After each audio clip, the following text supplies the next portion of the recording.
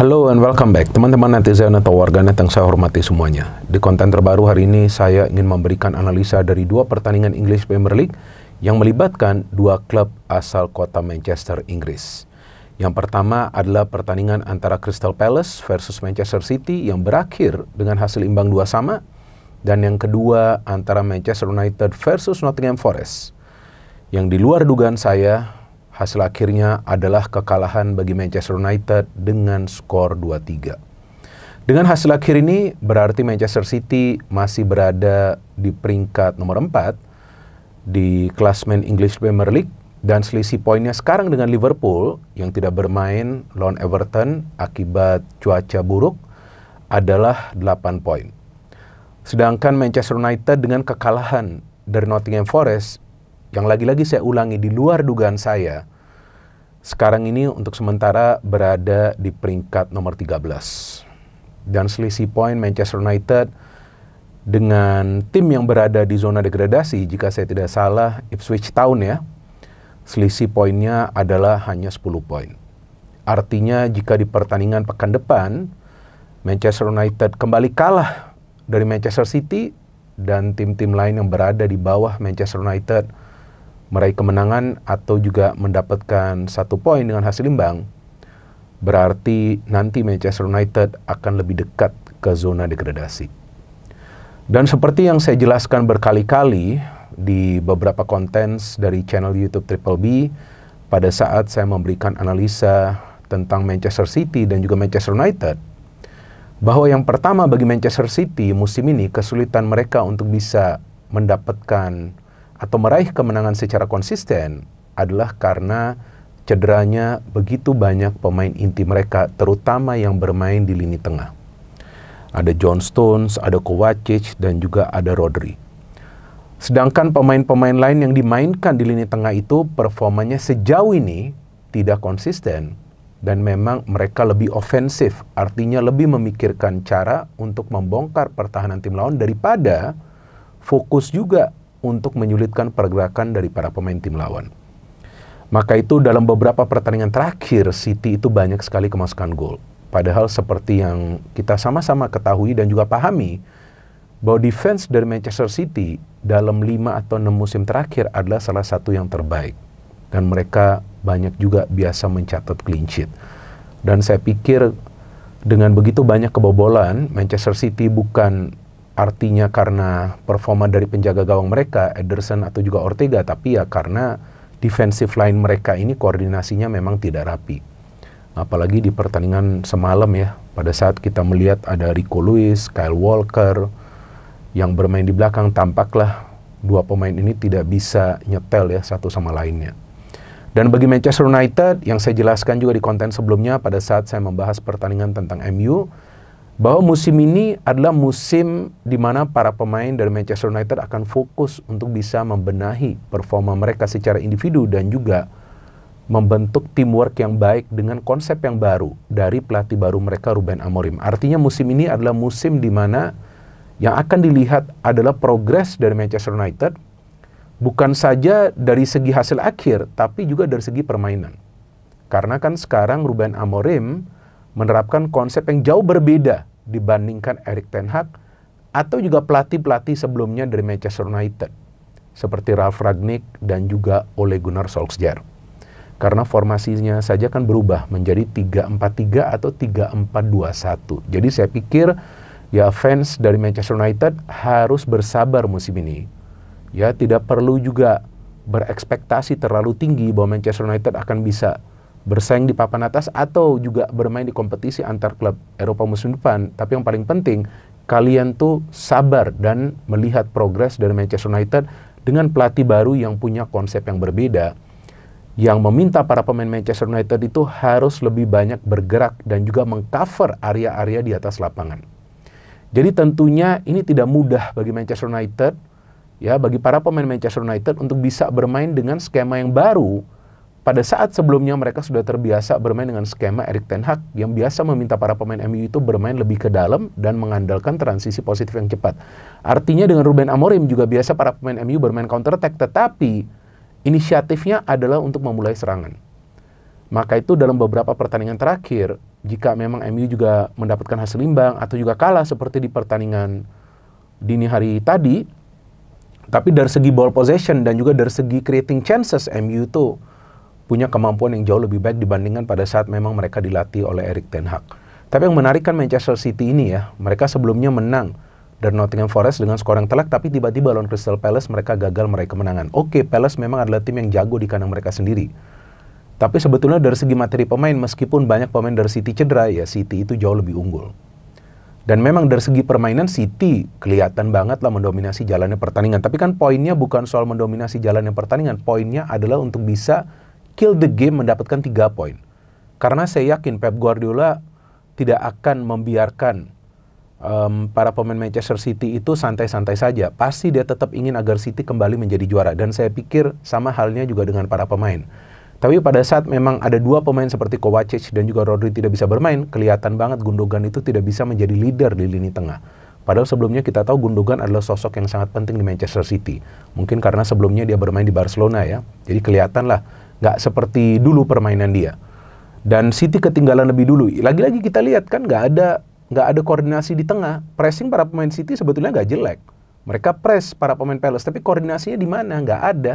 Maka itu si Will Hughes itu bisa memberikan umpan langsung kan kepada Munoz yang free. Dan Munoz enak banget melakukan finishing karena memang dia sudah berada dalam posisi yang ideal untuk melepaskan shooting. Memang City bermain baik, bahkan Haaland hampir mencetak gol, Savinho hampir mencetak gol. Tapi poinnya itu bukan saja untuk menyerang, poinnya adalah bagaimana caranya untuk menyulitkan para pemain tim lawan itu bergerak secara leluasa. Itu yang mereka sulit lakukan. Dan memang Palace bukanlah tim yang akan bermain menyerang. Mereka siapapun pelatihnya akan bermain lebih defensif, mengandalkan counter. Dan kalau bisa mencetak gol dari situasi bola mati. Tapi bagusnya Haaland bisa menyamakan kedudukan. Ini adalah gol yang bagus memang. Nunes kalau nggak salah yang memberikan dia umpan ya.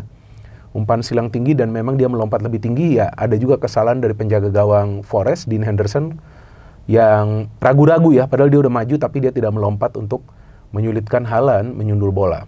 1-1, City mendominasi jalannya pertandingan. Saya kira ya City ini akan comeback dan menang.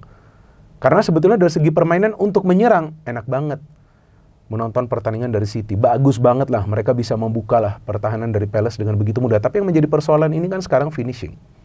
Ternyata di babak kedua, Palace yang bisa unggul lagi. Kan ini yang saya agak bingung, Lacroix ya, kalau nggak salah nama pemainnya, saya harus lihat ya. Nah ini dia Lacroix yang bisa membawa Palace unggul lagi. Ini yang saya kaget, dari corner, Will Hughes yang kembali memberikan umpan, tapi tidak ada pemain yang bisa mengawal Lacroix. Begitu enak dia bisa mencetak gol. Nah inilah yang saya bingung dari para pemain City di defense, kenapa nggak tight marking gitu.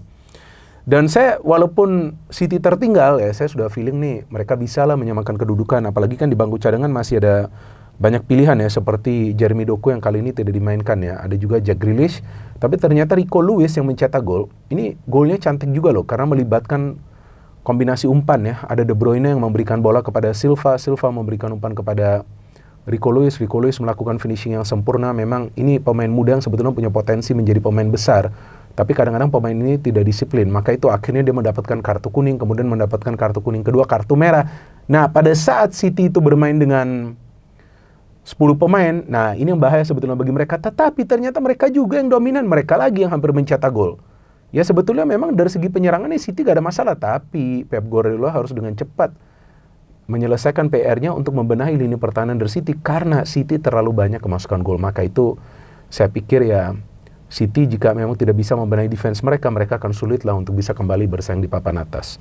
Dan sekarang saya ingin membahas pertandingan kedua antara United versus Forest yang di luar dugaan saya. Saya ulangi lagi nih untuk ketiga kalinya. MU kalah di kandang sendiri lawan Forest yang bisa mencetak 3 gol di kandang Manchester United.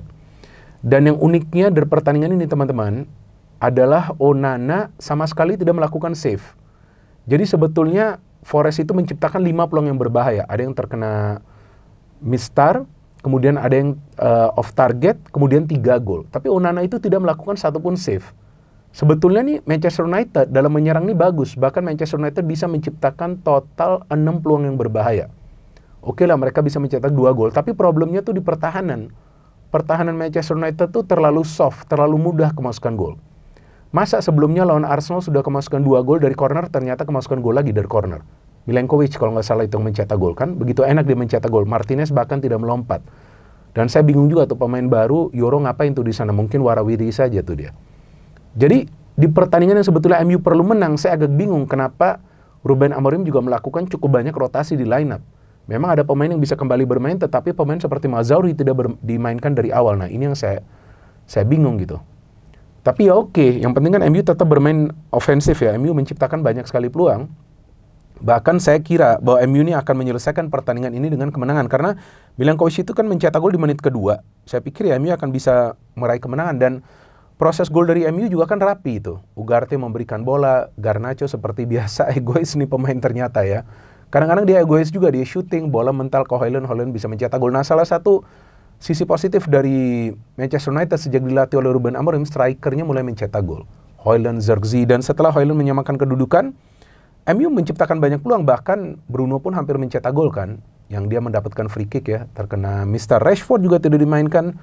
Ya mungkin memang Ruben Amorim ingin melihat ya para pemain lainnya progresnya seperti apa. Justru saya kira jika Rashford main dari awal akan lebih menguntungkan bagi MU, karena sebetulnya Rashford adalah pemain yang bisa mengirimkan banyak umpan-umpan silang juga atau umpan-umpan terobosan juga. Beda dengan Garnacho yang lebih banyak melakukan pergerakan tanpa bola, dribbling, kemudian lebih sering menunggu bola di depan ya. Walaupun karena Garnacho itu gol pertama, tapi ternyata Forest bisa mencetak gol lagi dari Morgan Gibbs. Nah ini kan karena kesalahan dari Bruno ya.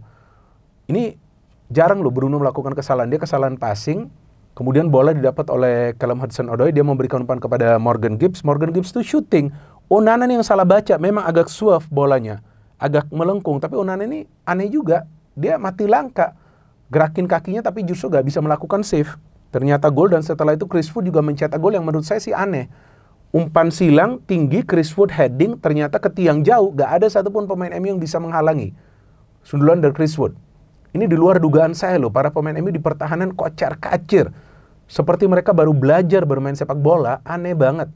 Tapi MU tetap ngegas dan akhirnya mereka bisa mencetak gol dari Bruno Fernandes, walaupun kemudian setelah itu ada banyak peluang seperti dari Amad Diallo, dari Dalot, dan juga dari Rashford, bahkan Lisandro Martinez. Akrobatik ya, shooting akrobatik tuh hampir mencetak gol, tapi MU karena di belakang itu tidak solid, maka MU kemasukan total 3 gol.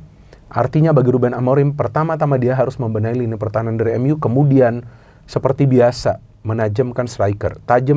Tajamnya striker sekarang sudah kelihatan, tetapi lini pertahanan ini masih bocor nih. Ini yang harus dibenahi oleh Ruben Amorim. Ya, saya nggak ngerti juga kenapa dia melakukan rotasi dengan menaruh Mazraoui di bangku cadangan terlebih dahulu. Mungkin dia punya alasan tersendiri meskipun kemudian Mazraoui masuk.